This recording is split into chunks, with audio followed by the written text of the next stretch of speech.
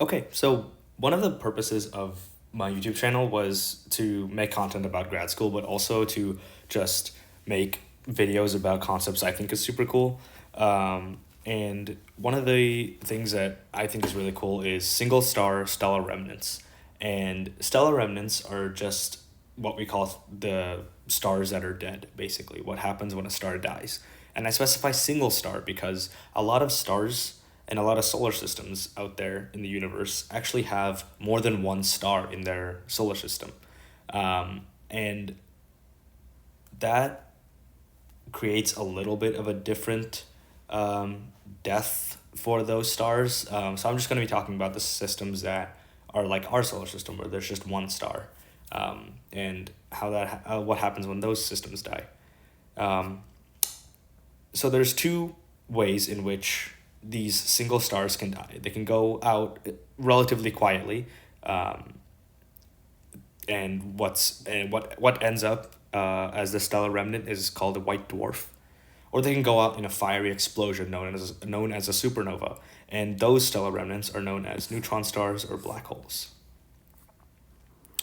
And so this is my very crude drawing of something called a Hertzsprung-Russell diagram, or an HR diagram. And I will make a whole video on this topic because it is super cool and it deserves a whole video. But essentially what it is it is it's an empirically derived plot that shows the life cycle of a star. And this section here, called the main sequence, is where most stars spend most of their time. And this is like our star. So we're probably around like this area. And so what happens after we go in the main sequence is we go to this giant area, and then some stuff happens, and then we end up in here in the white dwarfs. And this graph is very cool, very important. I'll make a whole another video on this. So first we'll start off with what happens with stars that are like our sun, low mass stars. And we define low mass stars as being in this mass range. And this symbol here, M star, so this symbol is actually the symbol for our sun. So M sun means this is the mass of our sun. So a low mass star is defined as being in the mass range between 4/10 of the mass of our sun and 4 times the mass of our sun. And so what happens with these stars?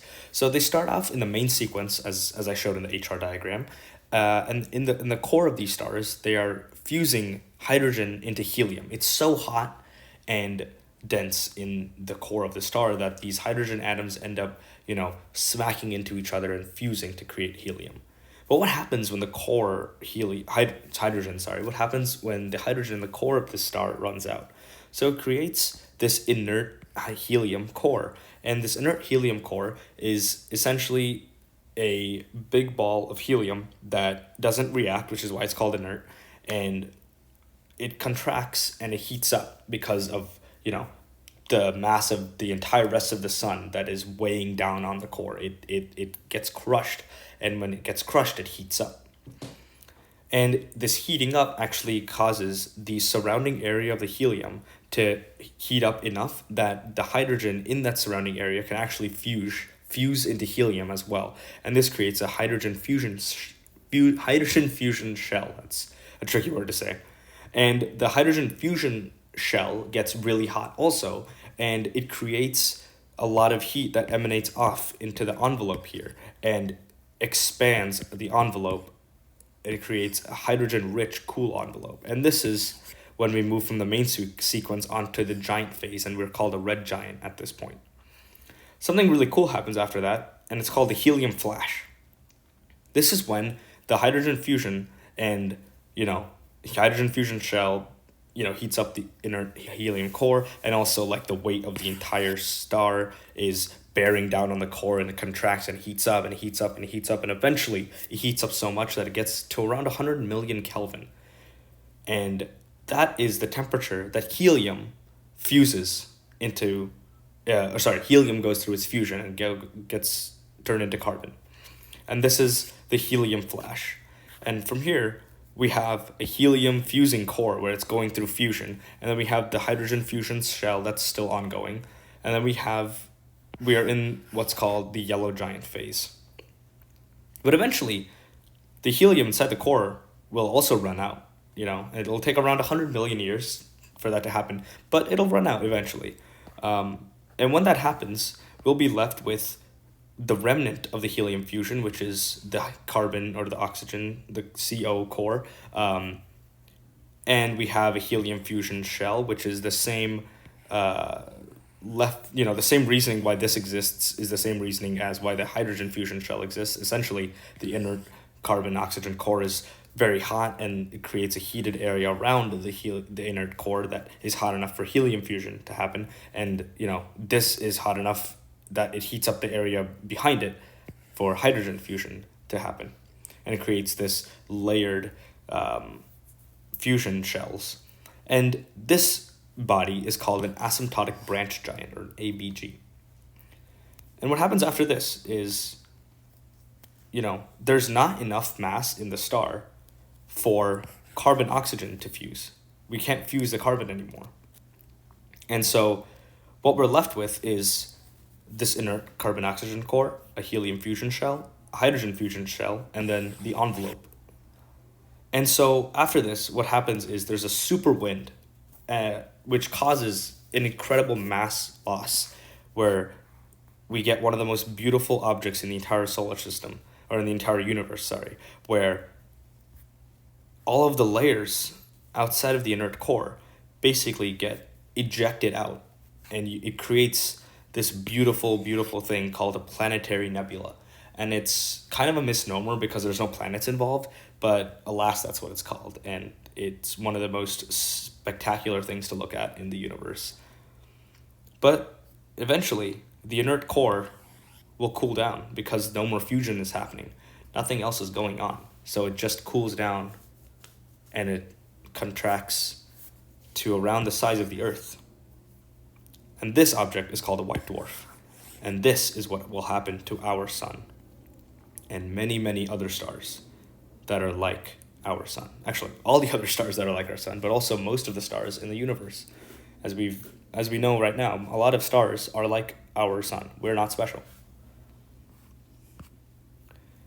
But what keeps this white dwarf intact? I said it contracts, but why doesn't it just keep contracting? Why does it stop?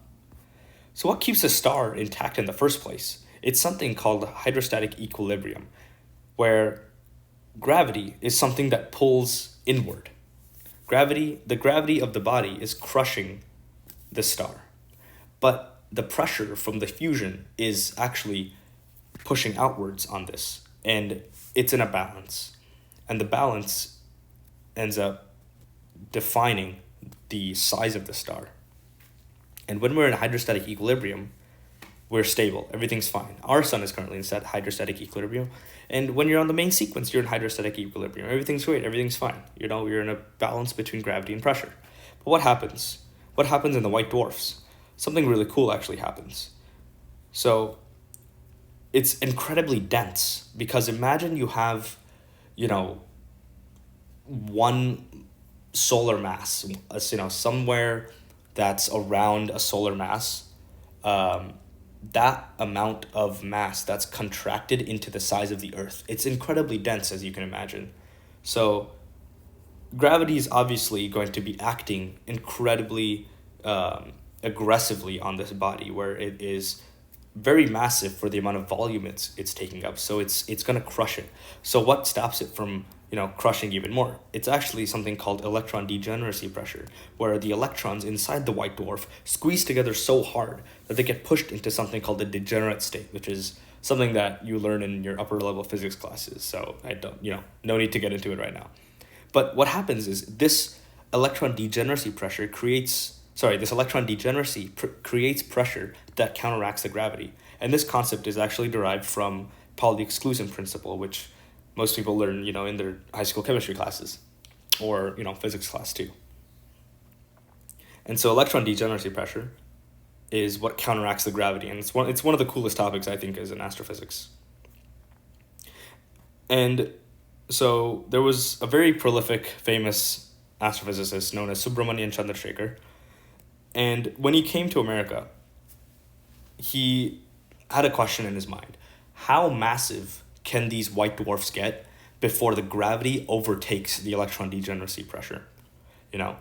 And so he did some math and he created something called the Chandrasekhar mass limit, where he found that the white dwarf's mass needs to be less than 1.4 times the mass of our sun in order for the gravity to not counteract the electron degeneracy pressure. But what happens to stars when the mass of them is greater than 4 solar masses? As I mentioned, we defined a low mass star as being in this regime. But what happens if we're greater than this? What happens if we exceed 4 solar masses? What happens is that fusion keeps going on. We create, as we mentioned before, there's a hydrogen fusion shell, there's a helium fusion shell. But like in the white dwarfs, where we stopped at the inert carbon-oxygen shell because we couldn't fuse the carbon, with more mass, with these bigger stars, the mass acts to crush the core even more. And when you get crushed even more, you can get hotter, and the heat allows for carbon to fuse. You need it to be hotter because there's more particles in the atom. There's more electrons, there's more protons, more neutrons. And if there's more particles, then you need higher speeds for them to crash into each other, for them to fuse together, which is why it takes more mass for the stars, for carbon fusion to occur. But you can keep going on. If you have an even masser star, you can have neon fusion that's after that, and then oxygen fusion after that, silicon, but then it stops at iron. And it's actually really interesting why it stops at iron. It's because it actually takes energy to produce fusion of atoms that are heavier than iron. Why are we doing fusion in the first place? We're doing fusion to create energy, right? Our sun is going through hydrogen fusion actively right now to create energy that sustains us, that creates life on Earth.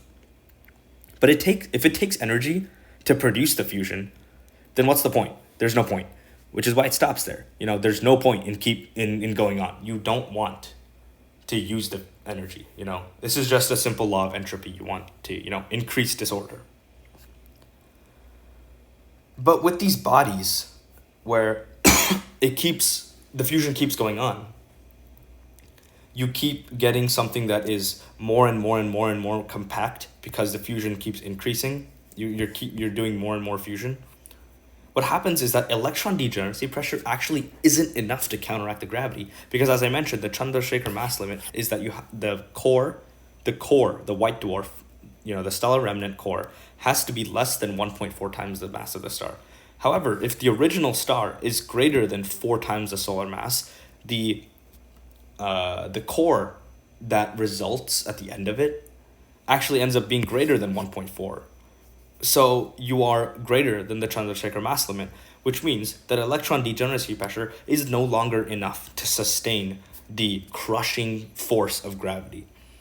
And what happens is gravity crushes the body more and more compact to a point where the protons and the electrons end up merging, fusing together to form neutrons and neutrinos. And it's something called neutron degeneracy pressure now that counteracts the crushing blow of gravity. And this, I think, is one of the coolest topics in astrophysics, where the electrons and protons literally merge together to form neutrons, and these neutrons outwardly act to counteract the blow of gravity. And what happens with these bodies when they have the superwind is that the infalling material bounces off the collapsed core and creates a shock wave. And this shock wave is known as a type 2 core collapse supernova. This image right here is of one such supernova called the Crab Nebula. And inside the Crab Nebula is the stellar remnant of the supernova. And this is called neutron degeneracy pressure. It's called neutron degeneracy pressure. Therefore, the stellar remnant is called a neutron star. That's why it's called a neutron star, is because the neutron degeneracy pressure is why it is existing. And these things are so small. Imagine something that's around 3 solar masses, 3 times the mass of the sun, that gets compacted to 20 kilometers across. That's the size of New York City. Can you imagine that? 3 times the mass of our sun that's compacted to an area of New York City.